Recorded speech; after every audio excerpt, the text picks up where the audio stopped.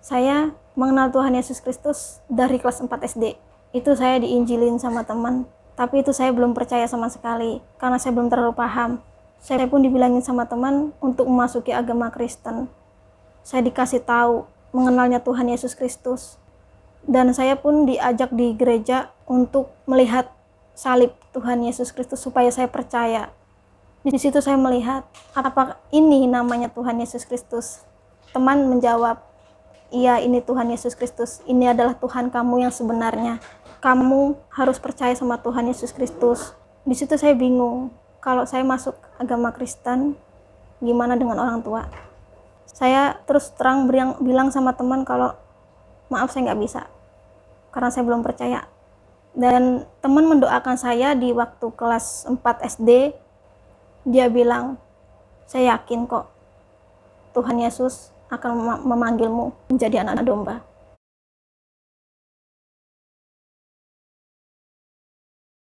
Dan di situ saya bingung, kenapa kamu doain saya, kata saya. Karena saya mau teman saya selamat. Saya nggak mau teman saya mengikuti jalan begitu sesat.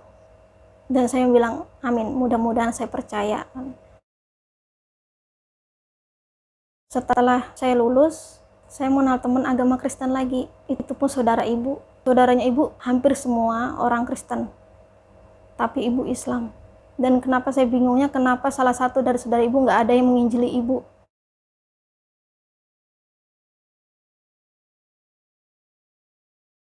Saudaranya ibu ini dari nenek, dia pun pernah ngajak saya ke gereja, tapi saya nggak mau, saya menolaknya. Jujur, dulu saya pernah membenci agama Kristen, karena ada orang yang menghina agama Islam. Kan di situ saya marah, saya emosi.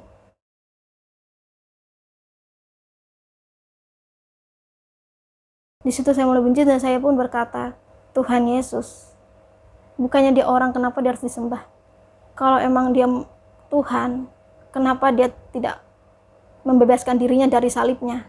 Dan dari situ teman udah nggak mau kata-kata lagi buat mau nginjilin saya.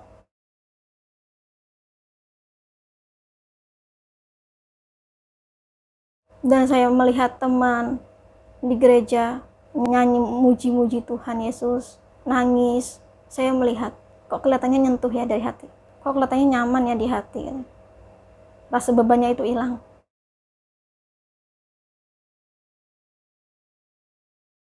Setelah lulus SMP, saya bekerja di nggak jauh dari rumah. Saya kerja di daerah Waikanan, di tempat rumah sakit. Saya menjadi baby sister. Dia orang Kristen juga.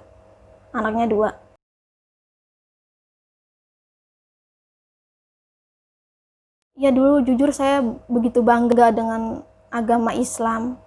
Saya terlalu bangga sampai saya memuji-muji. Saya membaca surat-surat pendek, membaca Al-Quran, semua pun saya begitu bangga. Saya begitu yakin Nabi Muhammad itu masuk surga. Itu pun saya dulu karena saya belum tahu.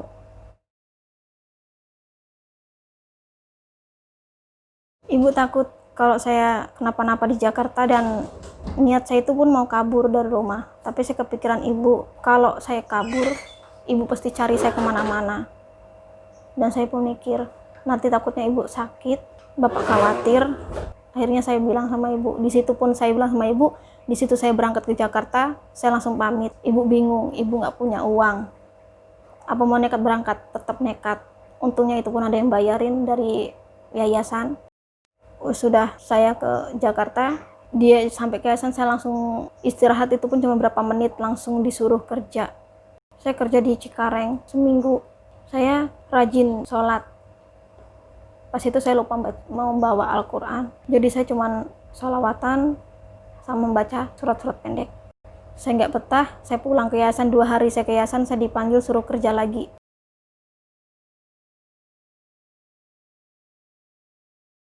Gimana nasibnya ibu kalau saya nggak tahu, ada nggak ada kabar?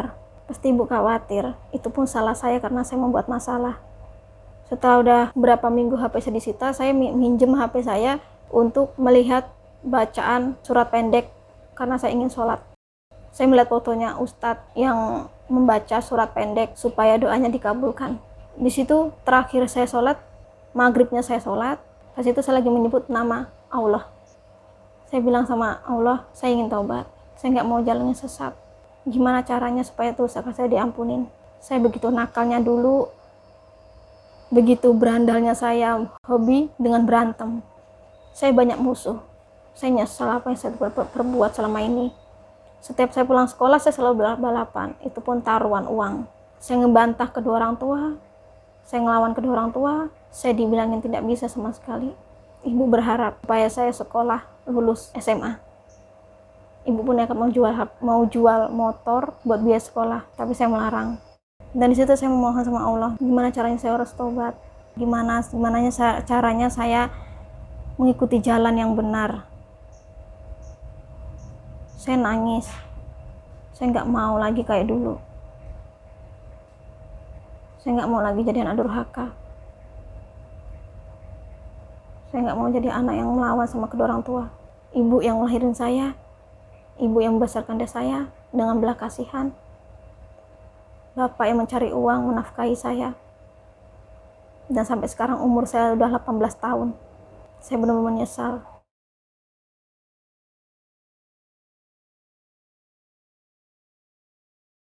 Setelah Ibu Vera tahu saya sholat, mulai dari situ Ibu Vera mendoakan saya sampai Ibu Vera nangis-nangis. Itu pun saya nggak tahu berapa jam atau beberapa menit. Saya nggak ngelihat. Saya ngelihat cuma sekilas pas itu saya lagi lewat di depan, saya lagi mau bawa jemuran, saya mau jemur baju. Saya melihat kenapa Ibu Vera nangis. Ibu Vera bilang, yang kamu lihat saya doa tadi nangis itu saya mendoakan kamu. Saya pun nangis. Ibu Vera ternyata mendoakan saya supaya saya percaya sama Tuhan Yesus Kristus. Tiap hari, tiap jam, nggak telat untuk mengasih tahu saya tentang Tuhan Yesus Kristus. Jalan yang benar dan jalan yang lurus. Dan jalan yang salah yang tidak harus kita ikuti. Saya bingung. Ibu Vera menangis hanya untuk saya, mendoakan saya.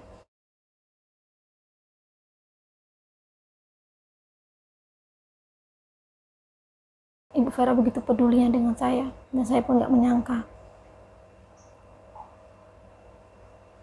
Ternyata Ibu Vera sayang sama saya. Dia terus mengasih tahu, mengikutilah Tuhan Yesus Kristus. Akulah anak domba dan Tuhan Yesus. Tangan kananku dipegang dengan oleh Tuhan Yesus Kristus. Jangan pernah mengikuti jalan iblis. Ibu Vera mengasih saya buku untuk supaya saya membaca, supaya saya percaya. Karena pas saya lagi di dapur melihat keluarga Ibu Vera berdoa tiap malam. Pas itu lagi ada corona, COVID-19. Saya melihat Ibu Vera lagi berdoa sama anak-anaknya. Kebaktian hari Minggu. Saya mengintip. Menyanyikan lagu yang nyentuh banget di hati, memuji nama Tuhan Yesus Kristus.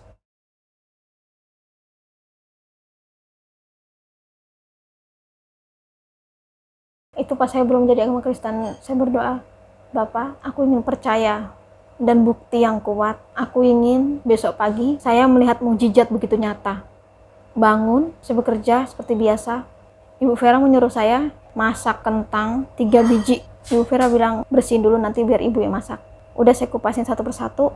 Itu pun kentangnya semuanya mulus banget. Gak ada yang satu gores pun. Pas saya membuka kentang nomor 1 itu pun gak ada apa-apa, biasa aja. Kedua, gak apa-apa. Ketiganya itu lebih mulus dan lebih besar. Pas saya buka jadi 2, itu ada salib. Itu pun gak ada ulet ataupun bekas ulet sama sekali, nggak ada.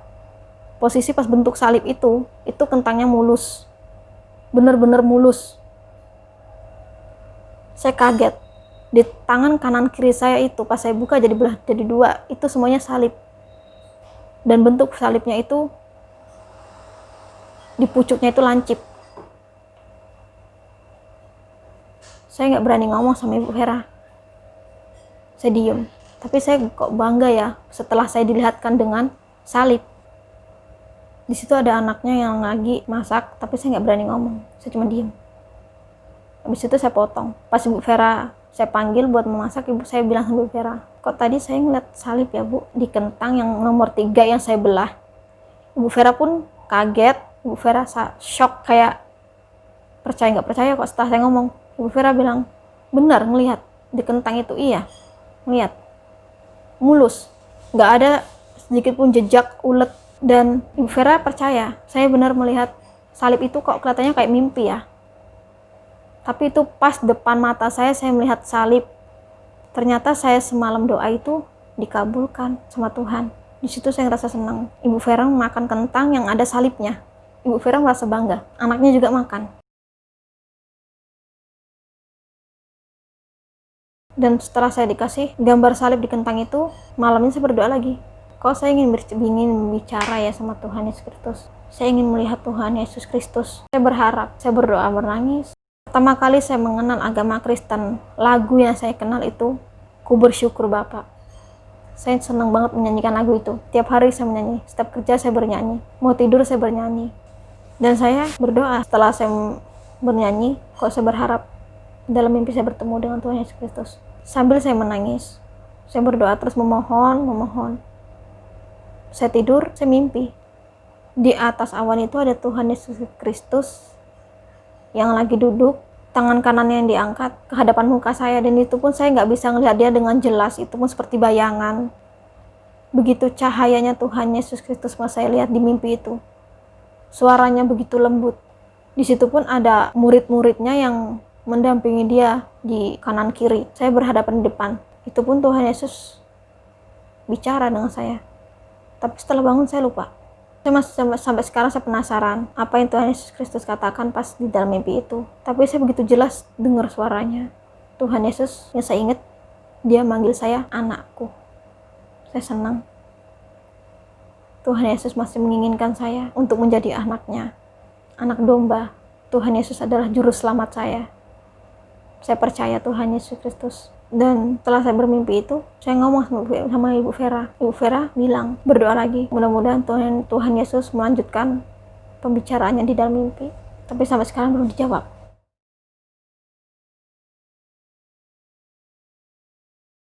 Bulan 3, saya bilang sama Ibu Vera, saya mau masuk agama Kristen. Saya percaya sama Tuhan Yesus Kristus. Bahwa dialah Tuhanku. Dialah juru selamatku. Dan Ibu Vera malamnya berkata, kalau emang kamu berniat ingin masuk agama Kristen, bertanya sama Tuhan Yesus Kristus. Apakah Tuhan Yesus Kristus mau? Ibu Vera menyuruh saya menyebut nama Tuhan Yesus itu Bapa. Malamnya saya berdoa, saya menangis. Saya sujud, saya doa di kamar. Saya memohon sama Tuhan Yesus Kristus. Saya ngelipat tangan saya ke atas, dan saya bilang, Bapa, saya percaya bahwa Engkaulah Tuhanku. Engkaulah juru selamatku. Aku tidak mau mengikuti jalan begitu sesat. Aku ingin menjadi anakmu. Setelah saya berdoa, kok hati saya tenang ya? Rasa iri saya, rasa benci saya, amarah saya, emosi, dendam diangkat. Ini hati tenang. Setelah saya doa itu saya selalu senyum. Pas saya belum mengenal Tuhan Yesus Kristus, saya nggak pernah senyum. Sampai orang bilang, senyum kamu terlalu sok mahal.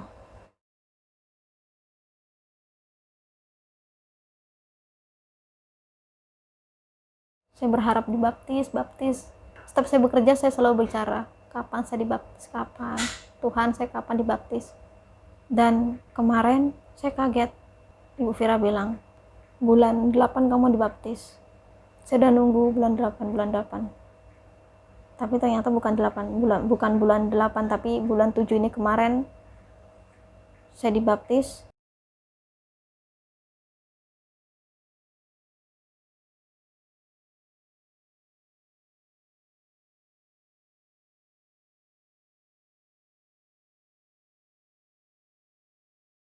Pas saya dibaptis, saya ditanya-tanya sama pendeta, benar niat, benar-benar percaya dan yakin. Tidak takut apa yang terjadi nanti di kampung setelah mereka tahu saya masuk ke agama Kristen, ataupun saya dihina, saya direndahkan, saya jatuhkan harga diri saya tidak peduli. Intinya saya percaya Tuhan Yesus akan selalu dekat dengan saya, memegang tangan saya, menggandeng saya dimanapun saya berada, karena saya percaya Tuhan Yesus selalu melihat saya. Saya pas itu dibaptis, kok rasa bebannya hilang ya. Begitu banyaknya masalah keluarga saya, kok pikiran semuanya hilang, kayak diangkat. Dan sekarang saya tenang. Dan setelah saya udah dibaptis, saya senang banget. Saya selamat. Dan saya bukan menjadi Sally yang lama lagi, tapi saya menjadi Sally yang baru, yang kayak baru dilahirkan.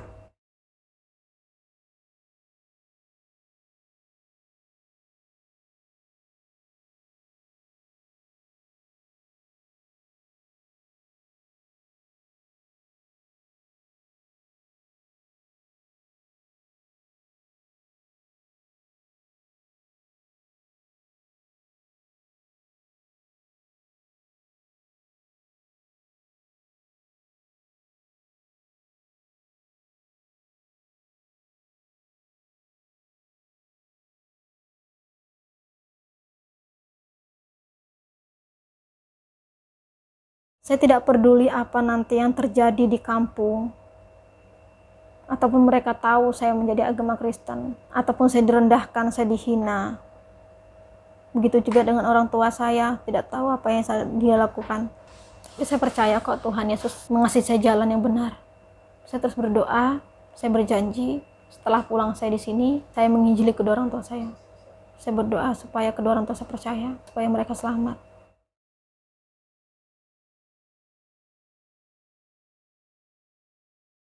Dan sekarang saya merasa senang, saya udah benar-benar menjadi sah agama Kristen, bukan Islam lagi.